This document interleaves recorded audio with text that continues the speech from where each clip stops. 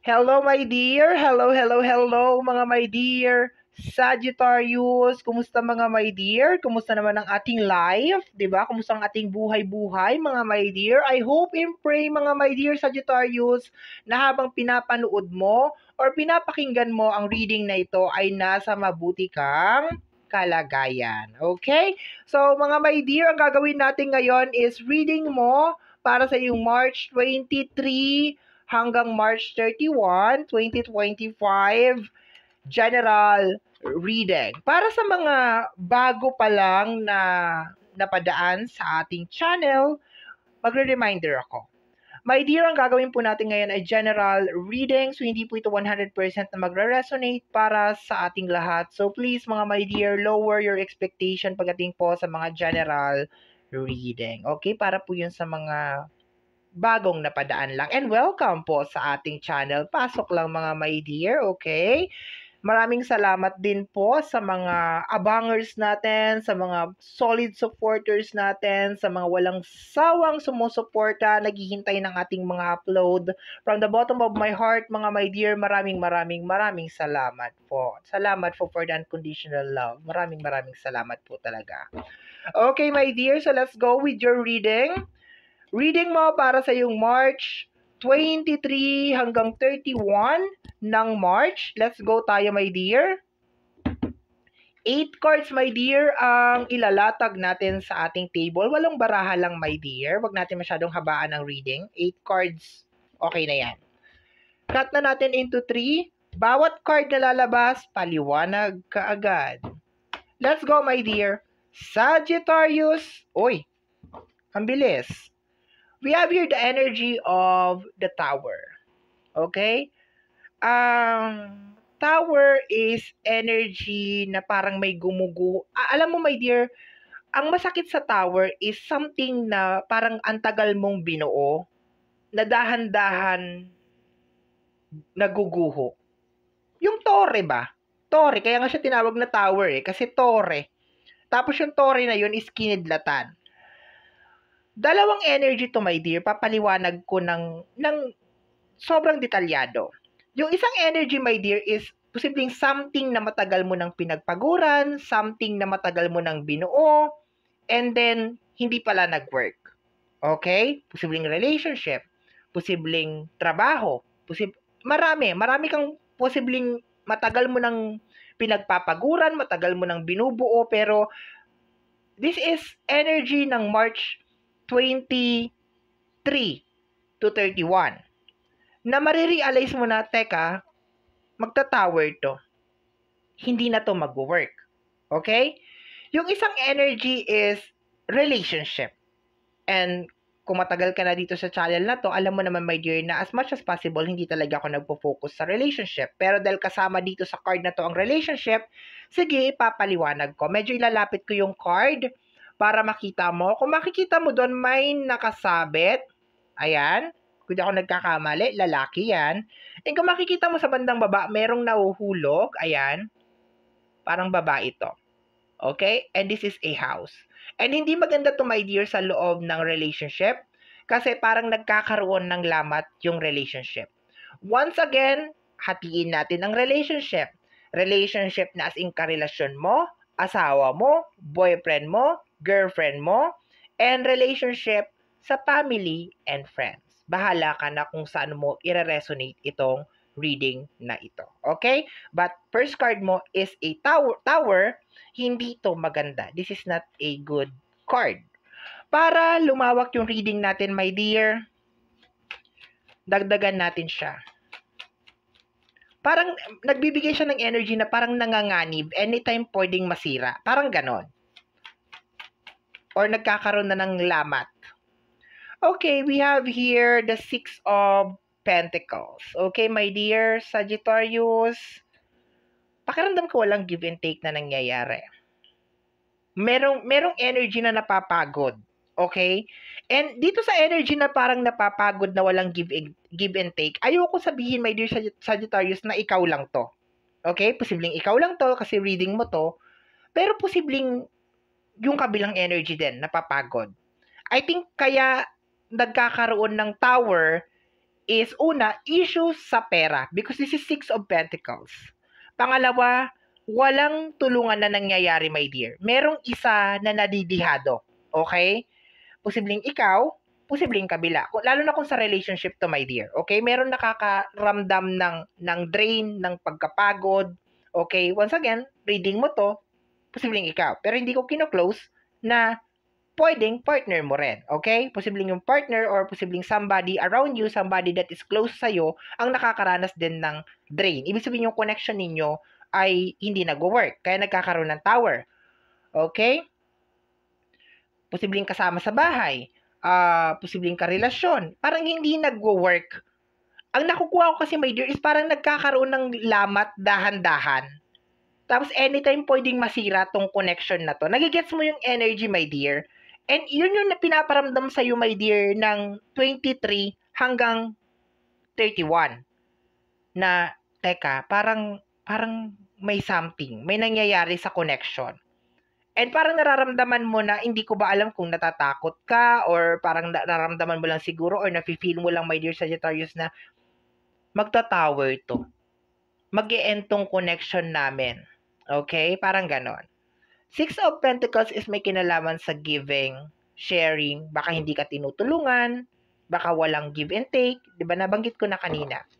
Okay, so let's go tayo, my dear. Next card. Next energy, my dear Sagittarius. Tingnan natin. Pangatlong card natin ito.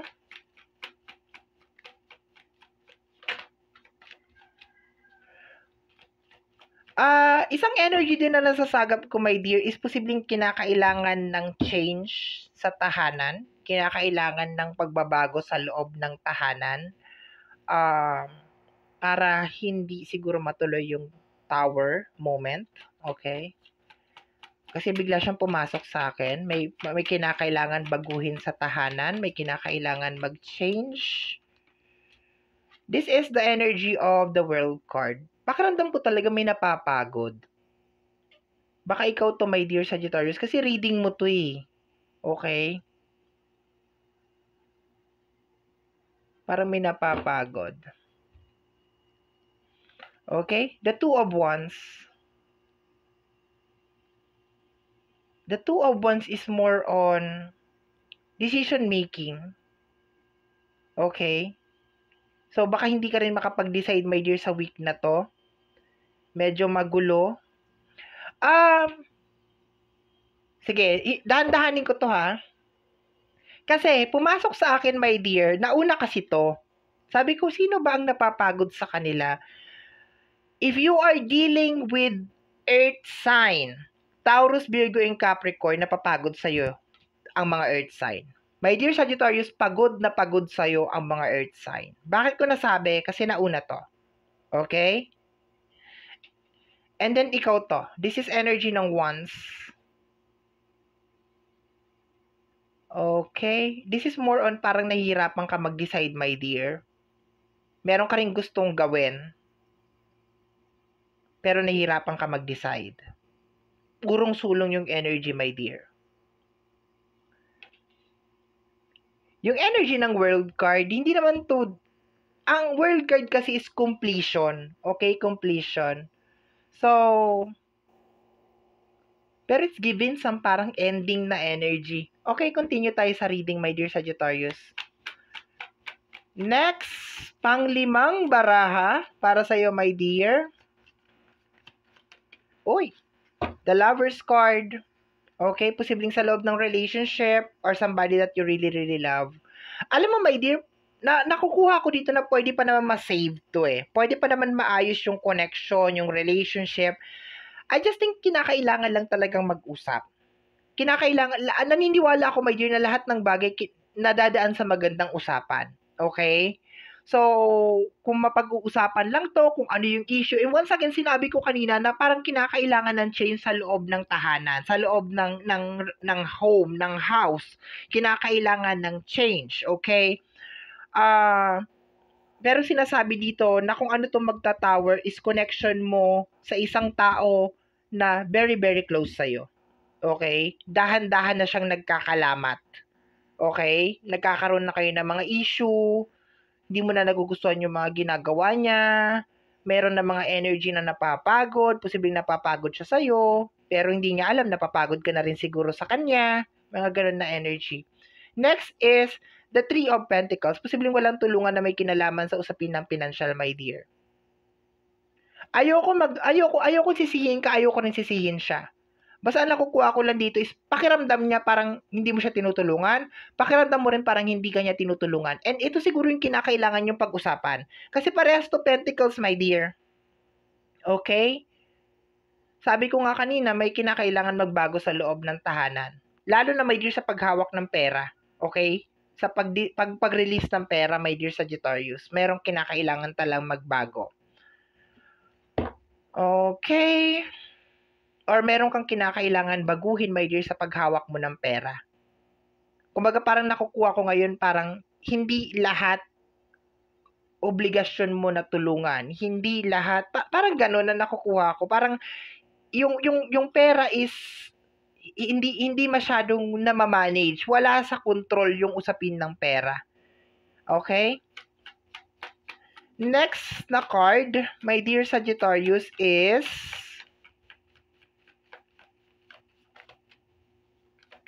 okay? The Four of Cups. The Four of Cups. Nai-stuck ka? Okay, naintindihan ko na yung World card. My dear, sabi ko kanina hindi ka makapag-decide, di ba? Merong energy na hindi mo maiwan-iwanan tong tao na to. And I think kaya lumabas tong reading na to is because parang nararamdaman mo na malapit na mag-detach yung connection ninyong dalawa. Parang it's either wala na talagang possible way na maging okay kayo, or dahan-dahan na talagang nagkakaroon ng lamat yung iyong connection sa kanya. Okay? Ang problema dito, my dear, is alam mo, my dear Sagittarius, na parang lason siya sa buhay mo. Okay? Alam mo na lason siya sa buhay mo.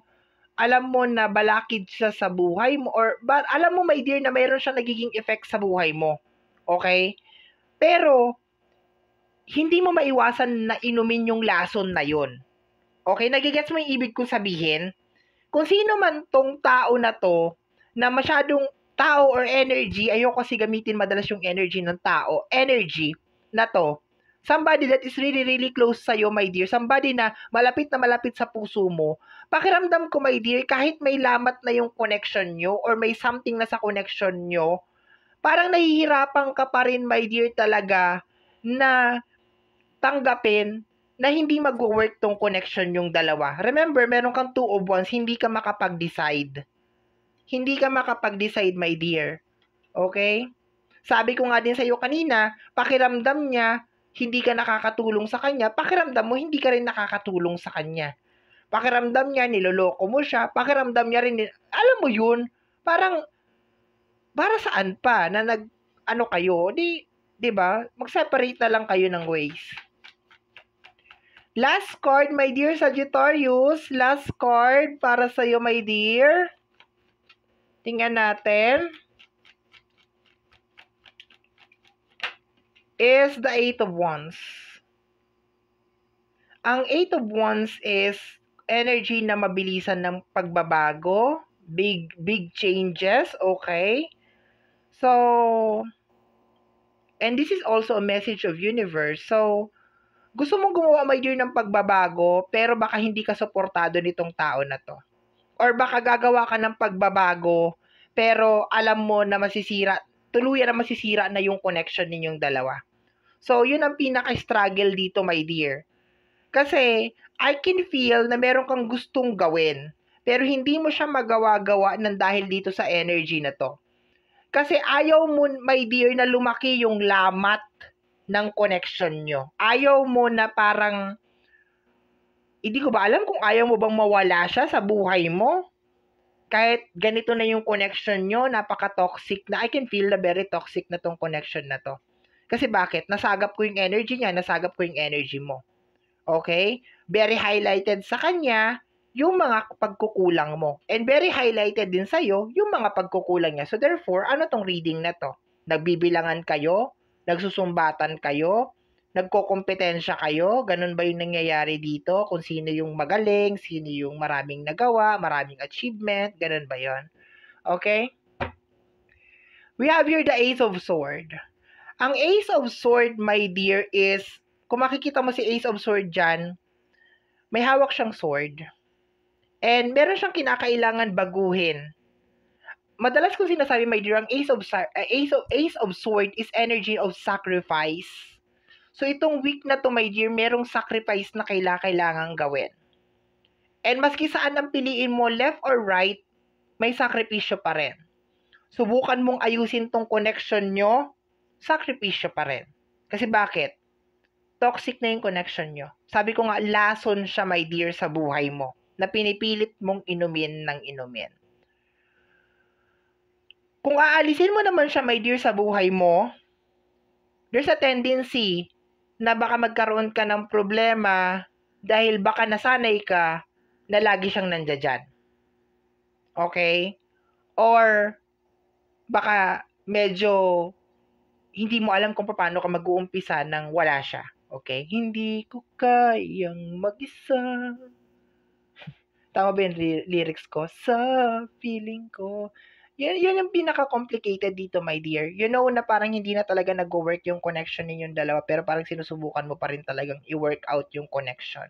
Okay? Yun lang talaga yung reading. Yun lang talaga yung pinaka-kabuuhan ng reading na to. Okay? Pero my dear, gusto mong gumawa ng mga changes, pagbabago, okay? Siguro naman ikaw, my dear, siguro nararamdaman mo rin na merong kinakailangan talagang baguhin sa loob ng tahanan or sa loob ng relationship. Pero, yun nga lang, parang nahihirapan ka lang na i-implement yung kung ano mo yung dapat i-implement na yon. Okay? So, my dear Sagittarius, yan ang reading mo para sa yung March 23 hanggang March 31. Somehow, my dear, kung nagustuhan mo to, especially kung napadaan ka lang, don't forget to subscribe. Pakiclick, my dear, ang notification bell para ma-update ka sa aking mga upload. And free to like, free to share, free to comment po sa lahat ng ating mga videos. Once again, my name is RJ, also known as Apo J. Maraming salamat po. And until next time, bye-bye. Thank you, my dear.